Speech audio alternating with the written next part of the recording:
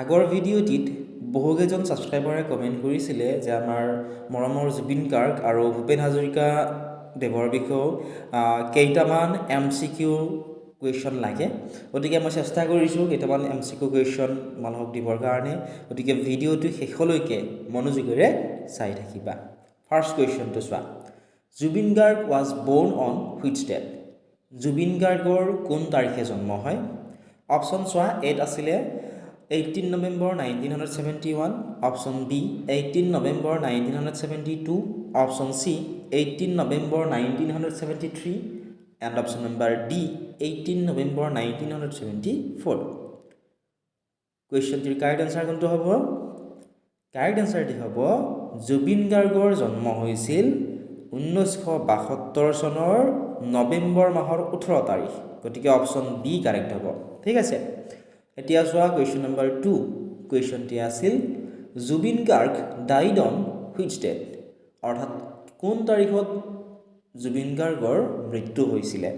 Option A 18 September 2025, option B 19 September 2025, option C 20 September 2025, and option number D 21 September 2025।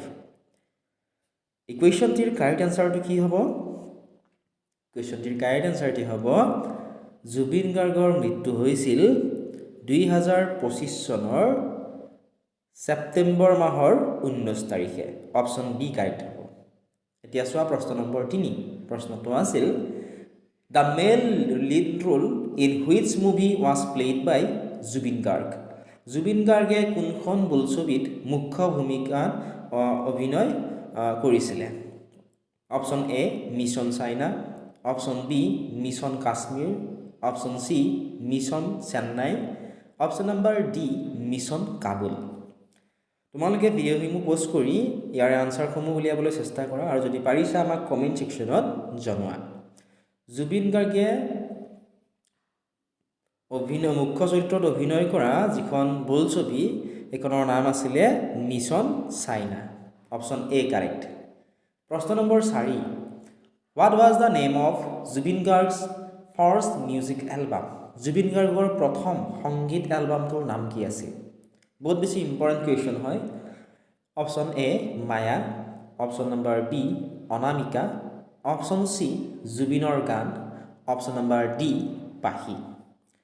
কুৱেশ্যনটিৰ correct যিটো answer সেয়া হ'ব option number B Anamika. Zubeen গাৰ্গৰ প্ৰথম সংগীত এলবামটোৰ নাম অনামিকা আছিলে। নেক্সট কুৱেশ্যন চোৱা, in which year was his debut album Anamika released? অৰ্থাৎ জুবিন গাৰ্গৰ প্ৰথমখন এলবাম অনামিকা কোন চনত মুক্তি লাভ কৰিছিলে? অপশ্যন এ 1992 চন, অপশ্যন বি 1990 চন, অপশ্যন নম্বৰ চি 1994 চন, অপশ্যন নম্বৰ ডি 1995 চন। কুৱেশ্যনটিৰ কাৰেক্ট যিটো আনসাৰ সেয়া হ'ব অপশ্যন নম্বৰ এ। জুবিন গাৰ্গৰ প্ৰথম এলবাম অনামিকা 1992 চনত মুক্তি পাইছিল। প্ৰশ্ন নম্বৰ 6 চোৱা। প্ৰশ্নটো আছিল which Bollywood song made Zubeen Garg famous? অৰ্থাৎ কোনটো বলিউডৰ গীতে জুবিন গাৰ্গক বিখ্যাত কৰিছিল? অকল অসমতে নহয়, সমগ্ৰ ভাৰতবৰ্ষতে। অপশ্যন চোৱা, এত আছিলে য়া আলি, অপশ্যন বি দিল টু হি বাটা, অপশ্যন চি তেৰা মেৰা Rishta, option number D চাকালাকা baby.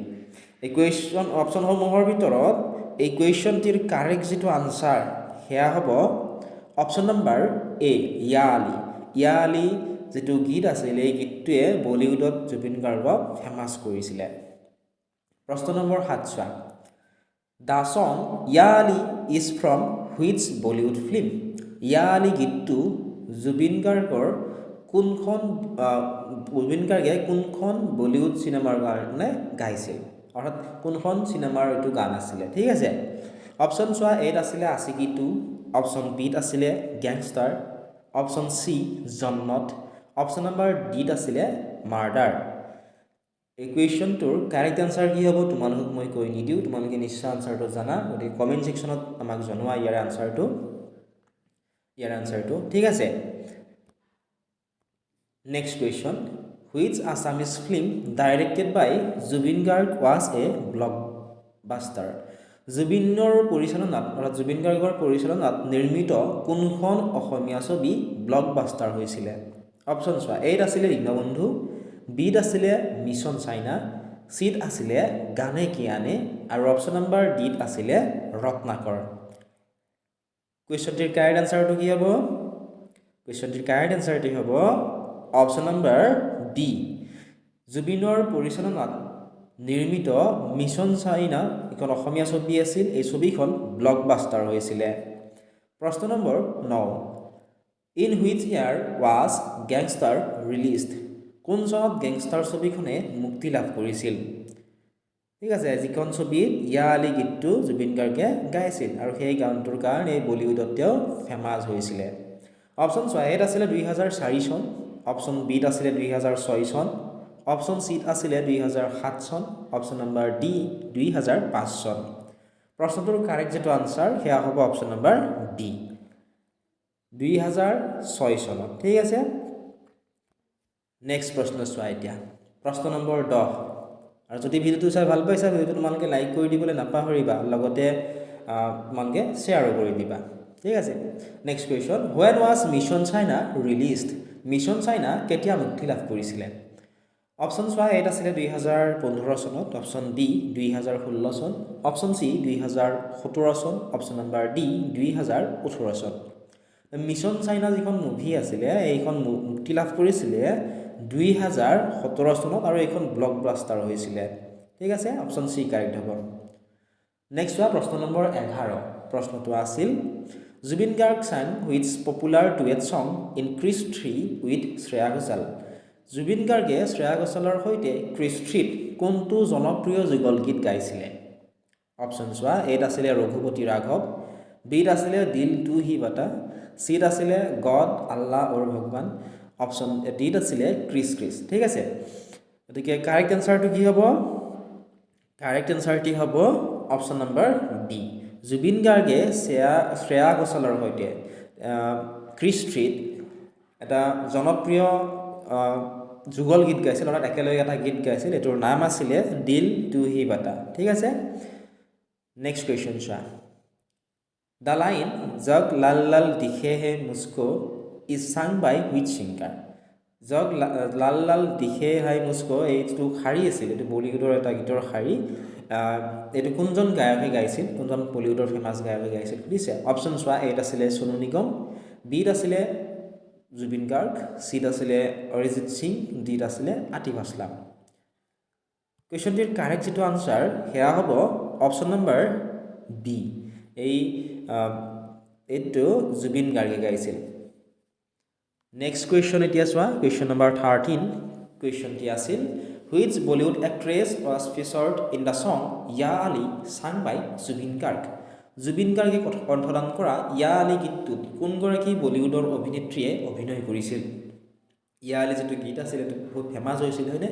আৰু এইটো আমাৰ হাৰ্ট অফ জুবিন গাৰ্গে গাইছিল।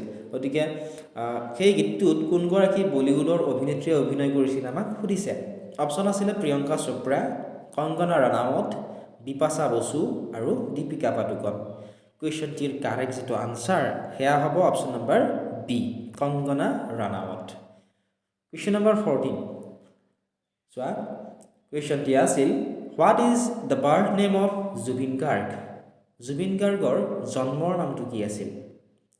ঠিক আছে, অপশ্যন চোৱা, এত আছিলে জুবিন বৰঠাকুৰ, বিত আছিলে জুবিন দাস, চিত আছিলে জুবিন নাথ, আৰু অপশ্যন ডিত আছিলে জুবিন শইকীয়া। নিশ্চয় তোমালোকে জানাই ইয়াৰ আনচাৰটো, হয়নে? জুবিন গাৰ্গৰ জন্মৰ যিটো নাম সেয়া আছিলে জুবিন বৰঠাকুৰ। ঠিক আছে, অপশ্যন এ হ'ব এই কুৱেশ্যনটিৰ কাৰেক্ট আনচাৰ। এতিয়া চাওঁ আহা প্ৰশ্ন নম্বৰ 15। প্ৰশ্নটো আছিল, the Assamese film Kanchanjangha directed by Zubeen Garg was released in which year? Zubeen গাৰ্গৰ পৰিচালিত অসমীয়া ছবি কাঞ্চনজংঘা কোনটো বছৰত মুক্তি পাইছিল সুধিছে। অপশ্যন আছিলে 2017 চন, 2018 চন, 2019 চন আৰু 2020 চন।